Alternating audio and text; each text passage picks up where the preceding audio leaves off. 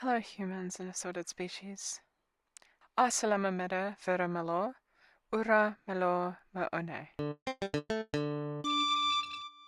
So, if you could tell either from the title, thumbnail, or that section in Velithian, today's video is going to be about my world building project, Echoes of Velithia.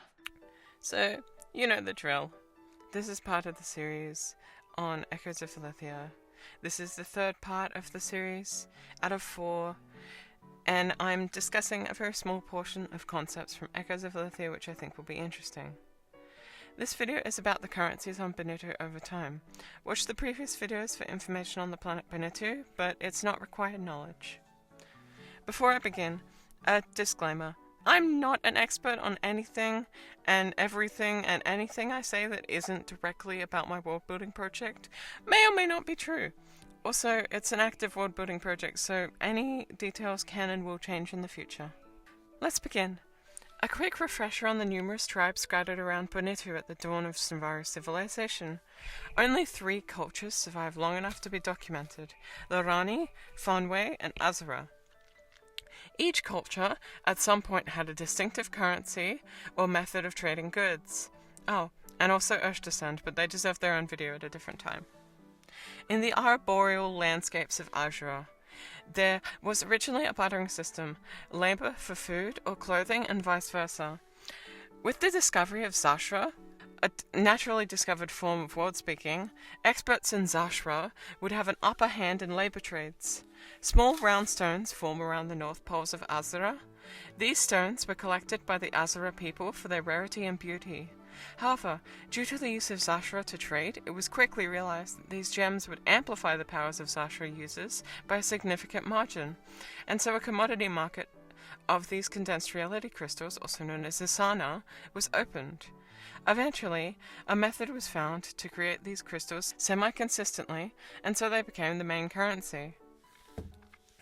Fanwe, the southernmost continent, had the most complex economy at the advent of world speaking. Despite trade across the Asbyraway Plarai, Fanwe and Azara never used the same currency until energy stones of the modern day.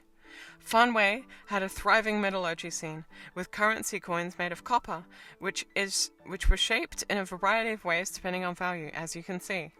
Fanwe society was strong, and still is, because of a strong viewed sense of universal kindness and connection. Something known somewhat in Azara and the Lorani tribe, but to a lesser extent.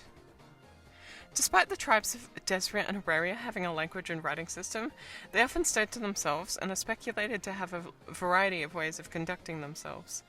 Anyway, the point is that once the Lorani discovered the Book of All Languages and learned how to wordspeak, they gained a reason to have a currency. Since wordspeaking at its full complexity requires a lot of energy, food was used as a very strong economic resource for trading all other resources. In fact, sugar and bread were strong drivers, and you would often see world speakers with pouches full of sugar for a quick energy hit.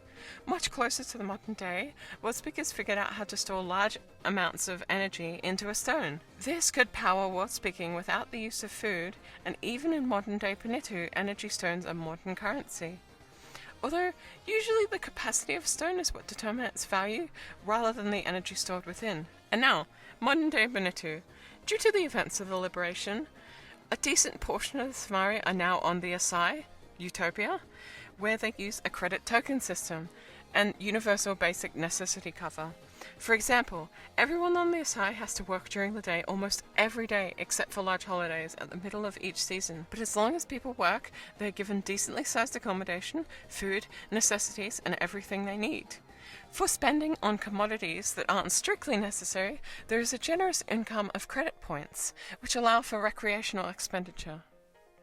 Meanwhile, on the surface there is mixed of orderist work schedules and energy stones, as well as the use of Fanwe copper coins in circulation as energy stones. Well, that was a basic history on the currencies of Binitu. Hope this was interesting. Whether this was interesting or not, on the species of Snvari, we'll open the can of worms I've been foreshadowing called Snvari reproduction.